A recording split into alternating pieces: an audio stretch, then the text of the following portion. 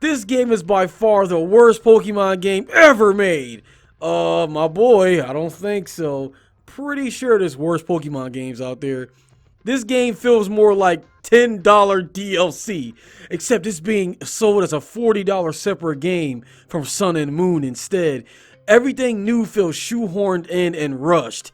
Instead of looking forward to getting to a new route or town, I feel dread. Why? Because I know there's going to be a 10 to 15 minute cutscene. That's what I was just talking about, guys. Every time is a 30-minute cutscene. Remember when Pokemon games were mainly about collecting little monsters and battling them with a little sprinkle of story here and there? Well, that's not how it is anymore.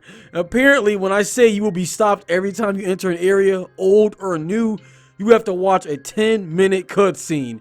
I am not exaggerating. It feels like I'm playing one long, poorly written cutscene instead of playing a Pokemon game. The only thing about these games that are new are totem stickers.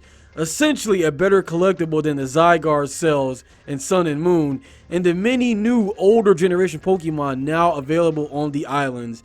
These games are okay if you haven't played the original Sun and Moon, but if you have, I strongly recommend not buying this overpriced DLC. And honestly, guys, I'm actually surprised Nintendo did this. I mean, Nintendo charging $40 for basically DLC. And I'm not letting Nintendo slack, guys. I love Nintendo. Been a Nintendo fan since 1990. You might as well say 1993, alright? My mom got me playing Super Mario World, Super Mario Bros., you know, all those games. And you telling me that you're going to make me play $40 for DLC. Nintendo, you're not getting any slack from me, my boy. You're not, okay? If Capcom can't do it, I'm not letting them get away with it. I'm definitely not letting you get away with it either. All right, guys, user Shaffy557, because 556 wasn't good enough. I keep saying that when it comes to numbers. Shaffy gave Pokemon, I'm going to just say Pokemon Ultra a 1, and he said, I don't care how much better the end game is or what little gimmick they added that was not in Sun and Moon. If any smaller game company did this, they would be shamed for asset flip, fraud, and lack of effort. Now let's go back to Battlefront 2 and Marvel vs. Capcom Infinite. They both do that crappy, no, not Infinite. Capcom in general has been doing that DLC crap for a while now. Look at Street Fighter X Tekken. If you already play Sun and Moon, there's no good reason for you to buy Ultra Sun and Ultra Moon unless you want to waste your money. I'm just playing. Unless you are a hardcore fan. And in which case, you are not going to take this review seriously anyway. And Nintendo deserve your money more than you. The only time it's okay to buy this game is when you haven't played the originals. Now, guys, I'll admit, I have not played Pokemon Sun or Moon. So buying Ultra Sun and Ultra Moon would be a definitive purchase for me.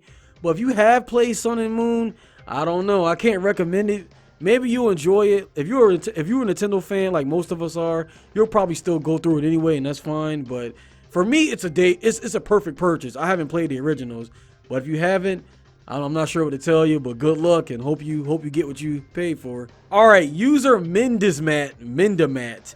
That sounds like Mega Man. Anyway, Mendamat gave Pokemon Ultra a 4. And Mendamat said, no major differences between Sun and Moon. There are many points of the game that can be potentially expanded.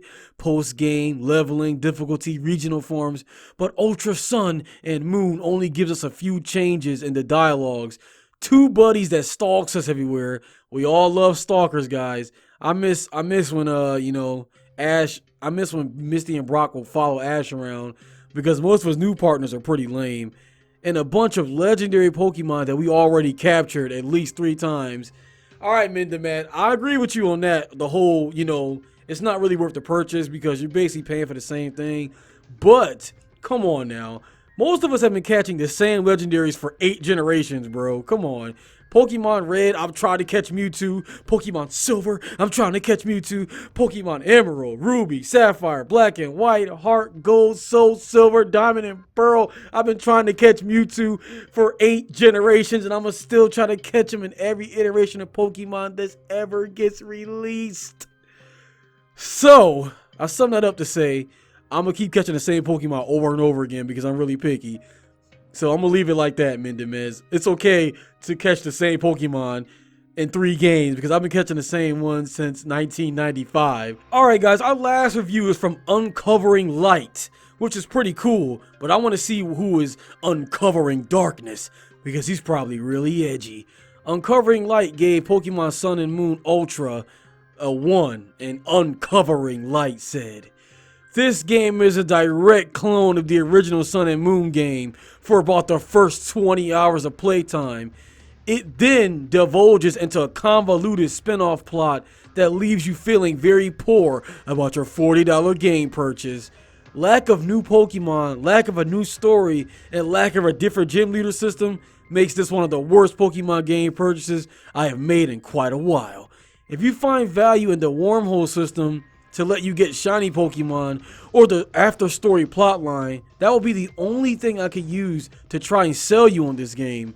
So far, I feel this is a pretty poor cash grab by Game Freak and Nintendo." And that goes back to Battlefront 2 and what that stuff Capcom's been doing lately.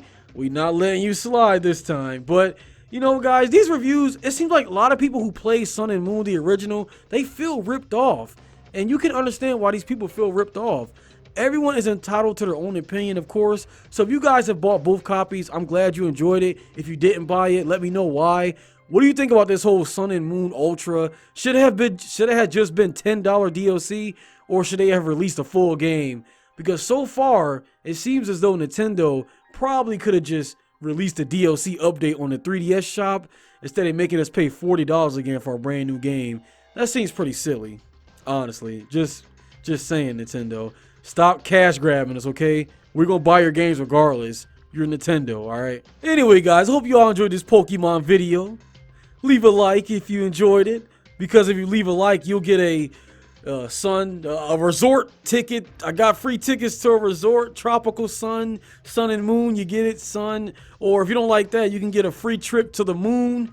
If you like the video, Ultra Moon. It's not a regular moon. You get a free trip to the Ultra Moon, and the moon is up there by the sun. You know, anyway, you get it. You get free. Anyway, I'm done, guys. Make sure you subscribe to the channel for more bad reviews and other cool videos I have planned. And as usual, guys, I will see you all in the next video. Definitely let me know in the comments below how you feel about Pokemon Sun and Moon DLC thing. Also, let me know how you feel about unskippable cutscenes, because I know you guys have played games where you have to watch the same cutscene over and over again. The first thing that comes to mind for me is Kingdom Hearts. Oh man, I got tired of watching those cutscenes. Anyway, I'll see you all in the next video. Thanks for watching. Peace out.